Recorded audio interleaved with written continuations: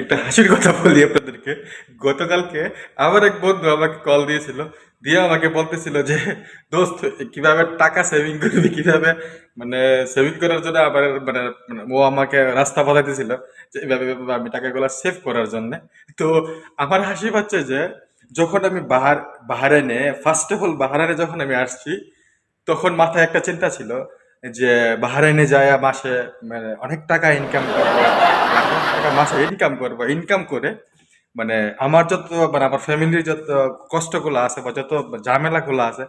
সবগুলা শেষ করে ভালো একটা অ্যামাউন্ট নিজে সেভ করে দেশে চলে যাব। দীর্ঘ দীর্ঘ 11 বছর যাবৎ বাহারাইন থাকার পরে তোমার বন্ধু যখন এই কথাগুলো আমাকে বলছে, তখন আমার মানে আমি আমার বন্ধুকে বললাম যে দীর্ঘ 11 বছর বাহারাইনে বিদেশ করার পরে জাস্ট আমি আমার অ্যাকাউন্টে সেভিং করতে পারছি মাত্র 2000 টাকা।